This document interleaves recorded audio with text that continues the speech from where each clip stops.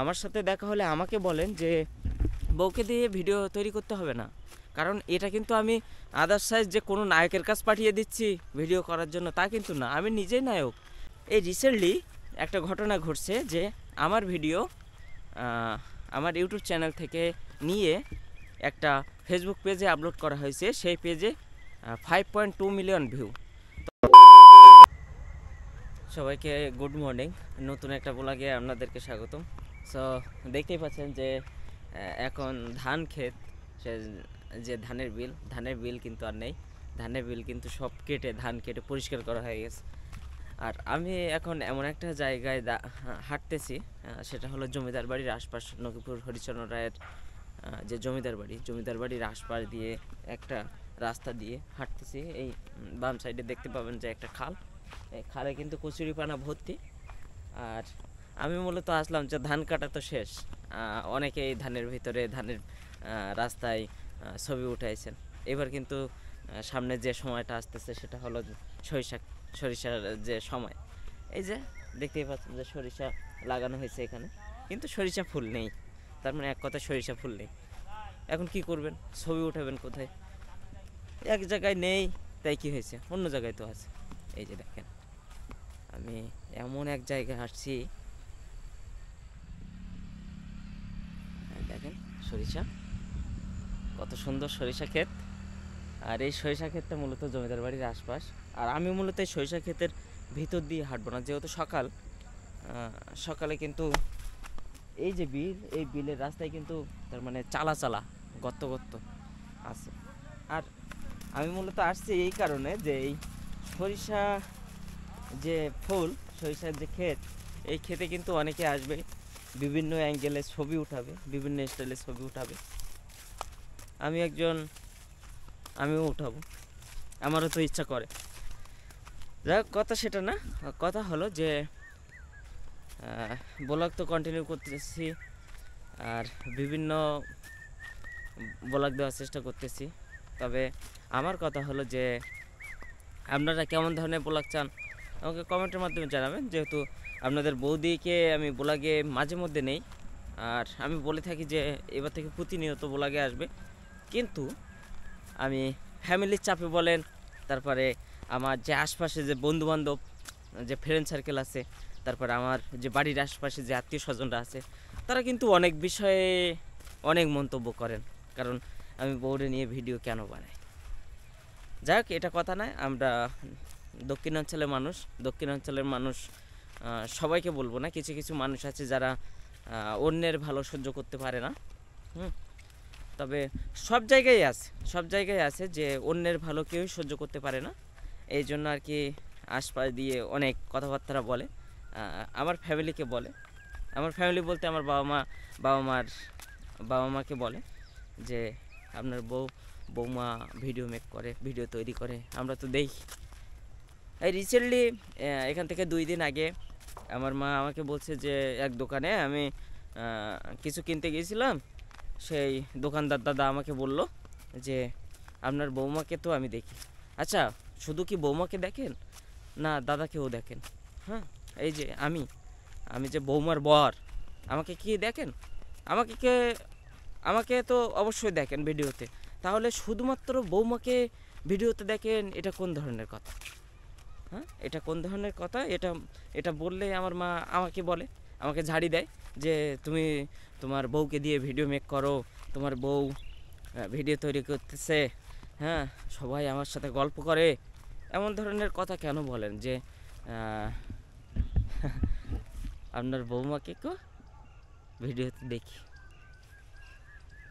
আমার মূলত আজকে এই ভিডিওটা এই জন্যই তৈরি করতেছি যে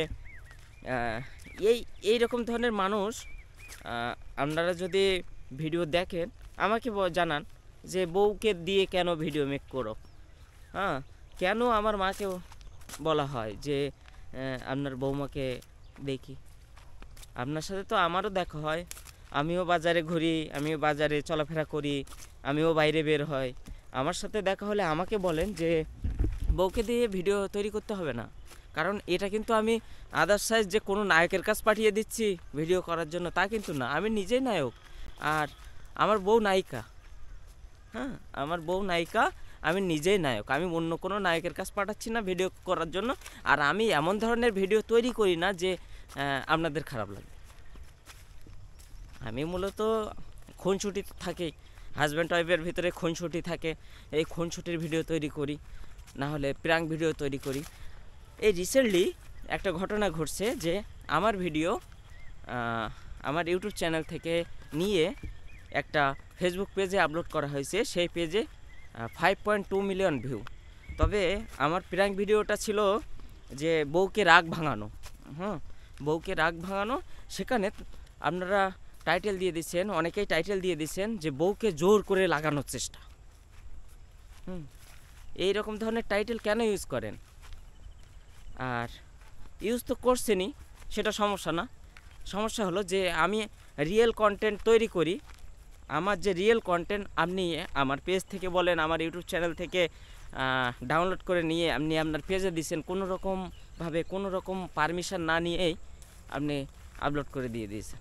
আর ক্যাপশন দিচ্ছেন বউকে জোর করে লাগানোর চেষ্টা। সো এটা করা ঠিক না।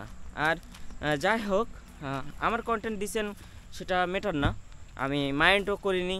জাস্ট আমি আপনাদেরকে বললাম যে আমার কন্টেন্ট, এমন ধরনের কন্টেন্ট আমি তৈরি করি না যে তার ভিতরে অশ্লীলতা থাকবে, এমন ধরনের কন্টেন্ট আমি তৈরি করি না। তাই আমি বলবো যে কাউকে ব্লেম করার আগে আপনি নিজে একবার ভাববেন যে আপনি সেটা পারেন কি না। আপনি সেটা পারেন কি না সেটা আগে ভাববেন যে আমি এমন ধরনের কাজ করতে পারি, তবে আমি করি না।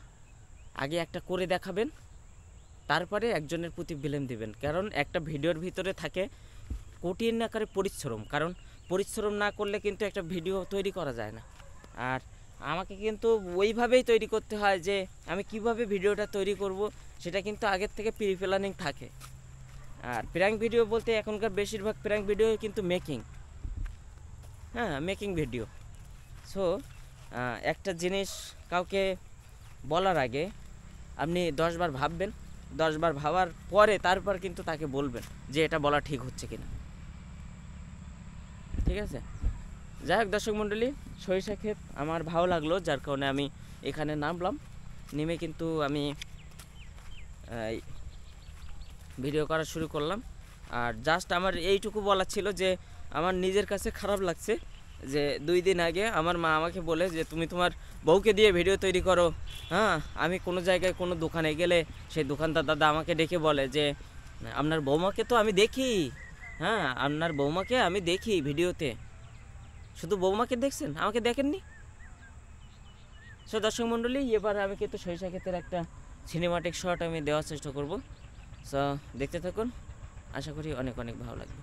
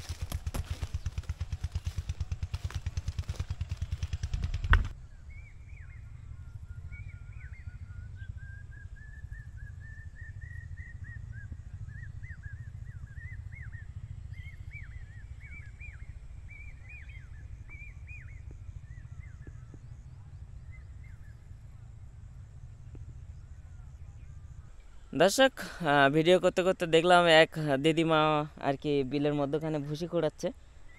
এ হলো ভুসি, আর এটা ভুসি কাকে বলে শুনবেন? এটা হলো ওই যে ধান ভানানোর, ওই ধান মাড়াই করার পরে যে কুটার যে কিছু কিছু কাটা অংশ, তারপরে যে ধানের যে কি বলে ওটা, ধানের ভুসি চিটে। চিটে, ধানের যে চিটে হয়, যেগুলোর ভেতরে ধান থাকে না, হ্যাঁ একেই বলে চিটে। এইগুলো কুড়াচ্ছে জাস্ট জ্বালানি তৈরি করার জন্য, জ্বালানি তৈরি করার জন্য। এই যে আগুন জ্বালানোর জন্য আর কি নিয়ে যাচ্ছে, রান্না করবে, কি রান্না করা হবে এই তো। যাই হোক, সো দর্শক মণ্ডলী, আজকের ভিডিও এই পর্যন্তই। যদি ভিডিওটি ভালো লাগে তাহলে অবশ্যই একটা লাইক করবেন, কমেন্ট করে জানাবেন যে কেমন লাগলো।